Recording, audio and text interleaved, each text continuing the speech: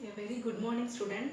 Today I am going to explain the subsidiary alliance. Okay, so this is what the British government fully occupied the India. Okay, then they are creating the subsidiary alliance. Then only they are fully enter into the India, and they are fully managing the English British people rules and regulations followed by Indian peoples. Okay, so then only the British rules and regulations and British strength is increased, and they are fully occupied the India. Okay, is this clear for you? So the subsidiary alliance is Lord Wellesley introduced the system of subsidiary alliance to bring the princely states. That is, it means துணைப்படை திட்டம் அப்படின்னு சொல்லுவாங்க. princely status அப்படின்றது துணைப்படை திட்டம் அப்படின்றது இவர் வந்து இந்தியாவை வந்து எப்படியாவது ஆக்கிரமிச்சுக்கணும் அப்படின்றதுக்காக கிரியேட் பண்ண ஒரு சிஸ்டம் தான் இந்த princely states.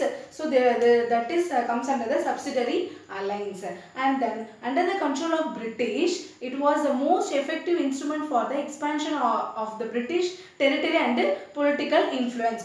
So what it is, it was the most effective instrument. Why this is most effective instrument of expansion of the British territory and develop the political influence in India. Okay, so and then the princely state was called the protect state. So princely state என்ன சொல்றாங்க அப்படின்னா protect state அப்படின்ற ஒரு பட்டம் கொடுத்துட்டாங்க.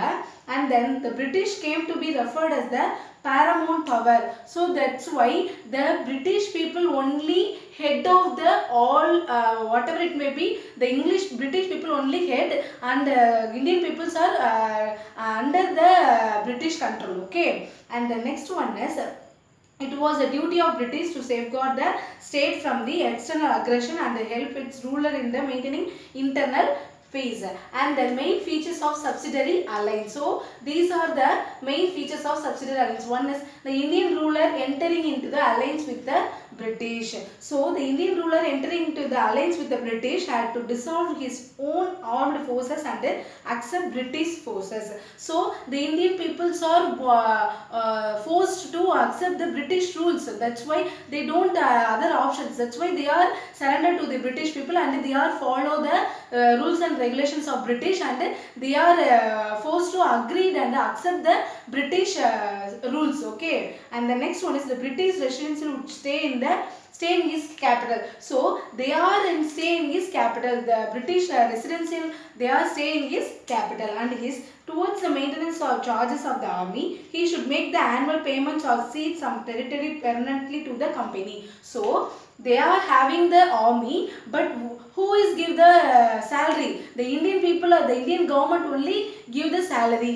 So நம்மளோட நாட்டிலே வந்துக்கிட்டு நம்மளோட பணத்தையே என்ன பண்ணிருக்காங்க, அவங்க நாட்டில் உள்ள மக்களுக்கு சேலரியா எடுத்து கொடுத்துருக்காங்க. ஸோ எப்படி நம்மளை ஏமாற்றி நம்மளை அடிமையாக வச்சுருக்காங்கன்னு பாருங்களேன். அண்ட் தென் அதான் வந்து ஆனுவல் பேமெண்ட் அப்படின்னு சொல்கிறாங்க. So towards the maintenance of charges of the army, he should make annual payments or cede some territory permanently to the government.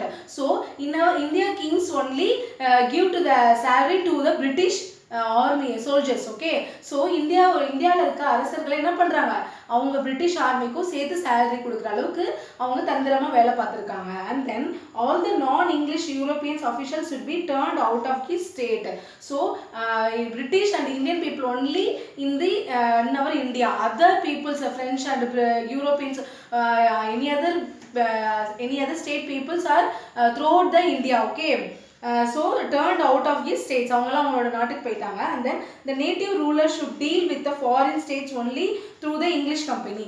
So in India, we are accept any foreign company trading or commercial activities.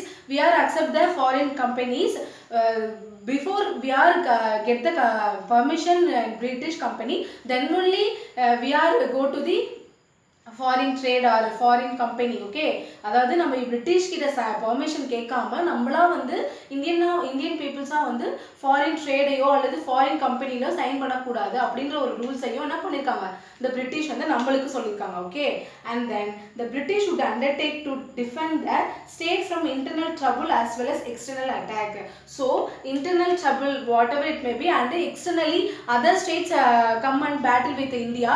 the British safeguard the Indian people and they are fighting with the Indian people. Okay, நமக்காக அவங்களும் நம்ம கூட சேர்ந்து சண்டை போடுவோம் அப்படின்னு சொல்லியிருக்காங்க. Okay students, is this clear for you? These are the main features of subsidiary alliance.